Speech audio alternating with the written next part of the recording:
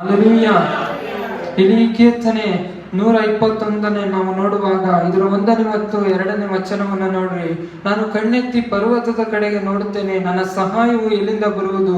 ಭೂಮಿ ಆಕಾಶಗಳನ್ನು ನಿರ್ಮಿಸಿದಂತ ಯೆಹೋವನಿಂದಲೇ ನನ್ನ ಸಹಾಯವು ಬರುತ್ತದೆ ಎಂಬುದಾಗಿ ಇಲ್ಲಿ ನಾವು ದೇವರ ವಾಕ್ಯವನ್ನು ನಾವು ನೋಡುವಾಗ ಇಲ್ಲಿ ವಾಕ್ಯವು ಹೀಗೆ ಹೇಳುತ್ತೆ, ನನ್ನ ಸಹಾಯವು ಅದು ಎಲ್ಲಿಂದ ಬರುವುದು ಎಂದರೆ ಭೂಮಿ ಆಕಾಶಗಳನ್ನು ನಿರ್ಮಿಸಿದಂತ ಯೆಹೋವನಿಂದಲೇ ಎಂಬುದಾಗಿ.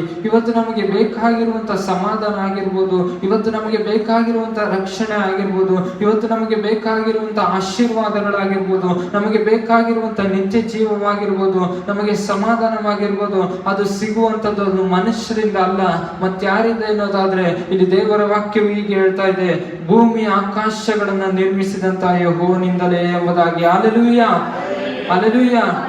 ಇವತ್ತು ನಾವು ದೇವರಿಂದ ಏನಾದ್ರೂ ಹೊಂದಿಕೊಳ್ಳಬೇಕಾದ್ರೆ, ಇವತ್ತು ನಾವು ದೇವರಿಂದ ಆಶೀರ್ವಾದಗಳನ್ನು ಹೊಂದಿಕೊಳ್ಳಬೇಕು ಎನ್ನುವುದಾದ್ರೆ ನಾವು ಈ ದಿನಗಳಲ್ಲಿ ನಾವು ಪ್ರಾರ್ಥನೆ ಮಾಡುವಂತವರಾಗಿರಬೇಕು. ಹಲ್ಲೆಲೂಯಾ.